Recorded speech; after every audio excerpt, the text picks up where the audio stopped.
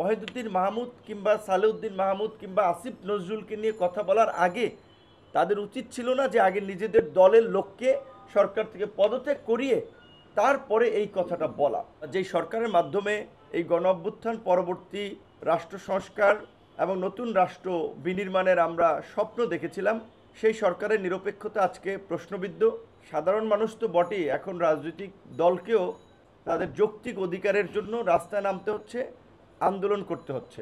এই জুলাই গণ অভ্যুত্থানকে কেন্দ্র করে যে একটা জাতীয় ঐক্য গড়ে উঠেছিল, একটা রাজনৈতিক ঐক্য গড়ে উঠেছিল এবং তার মধ্যে দিয়ে যে একটা সরকার গঠিত হয়েছিল, সরকারের ভূমিকার কারণে সেই ঐক্যে এখন ফাটল ধরেছে। সরকারের সাথে রাজনৈতিক দলগুলোর একটা দূরত্ব এবং অনাস্থার সম্পর্ক তৈরি হয়েছে, যার কারণেই সাধারণ মানুষ তো বটেই, এখন রাজনৈতিক দলকেও তাদের যৌক্তিক অধিকারের জন্য রাস্তায় নামতে হচ্ছে, আন্দোলন করতে হচ্ছে।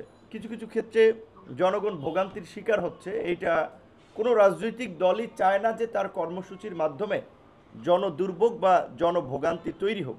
এটা আমাদের জন্য দুঃখজনক যে সরকারকে আমরা শুরুর দিকে সমর্থন দিয়েছিলাম বা যেই সরকারের মাধ্যমে এই গণ অভ্যুত্থান পরবর্তী রাষ্ট্র সংস্কার এবং নতুন রাষ্ট্র বিনির্মাণের আমরা স্বপ্ন দেখেছিলাম, সেই সরকারের নিরপেক্ষতা আজকে প্রশ্নবিদ্ধ। তাদের বিতর্কিত ভূমিকা এবং মন্তব্য আজকে সমাজে নানানভাবে বিভাজন তৈরি করছে। গতকালকে লক্ষ্য করেছেন যে গণ অভ্যুত্থানের কয়েকজন নেতৃবৃন্দের দ্বারা যে দল গঠিত হয়েছে, সেখানে বিভিন্ন দলের দলছুট যারা সেই সমস্ত ওইভাবে বিভিন্ন দলে থাকতে কিন্তু কোনো উল্লেখযোগ্য অবস্থানে ছিল না। আপনারা দেখবেন বিভিন্ন দল থেকে টোকাই টোকাই নিয়েছে, যাদের কোনো রাজনৈতিক ব্যক্তিত্ব নাই, চরিত্র নাই।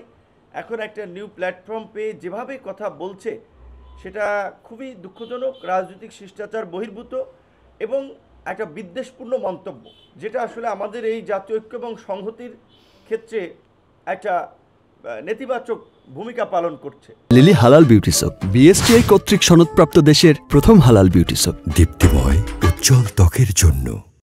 যে গতকালকে আমরা শুনলাম যে নতুন করে আসিফ নজরুল, সালেউদ্দিন মাহমুদ এবং ওয়াহিদুদ্দিন মাহমুদ তারা নাকি বিএনপির মুখপাত্র, বিএনপি সমর্থিত উপদেষ্টা, তাই তাদের পদত্যাগ চেয়েছে জাতীয় নাগরিক পার্টির একজন নেতা। তো এখন এই সরকারে তো সরাসরি জাতীয় নাগরিক পার্টির দুজন আছেন, মাহফুজ আলম এবং আসিফ মাহমুদ।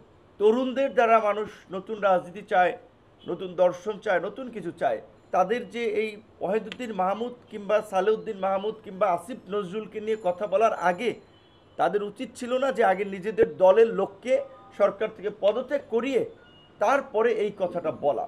আমাদের সাথে এই আলাপটি করা হয়েছিল যে এখন একটা ক্রান্তিকাল সময়, এই সময় দ্রুত আমাদের একটা সরকারে যাওয়া দরকার। আমরা আপাতত কিছু লোককে নিয়ে আনুষ্ঠানিকভাবে সরকার গঠন করি, পরবর্তীতে সবার সাথে আলাপ আলোচনা করে এটার কাঠামো এবং পরিবর্তন করা হবে বা সিদ্ধান্ত নেওয়া হবে।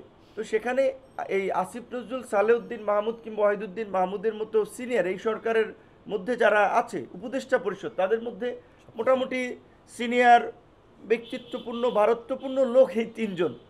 এবং এদেরকে বলার অর্থ আমরা জানি না বাকিরা কি আপনার এই এনসিপির লাইনে কিনা, যে কারণে তিনজনের পদত্যাগ তারা দাবি করেছে।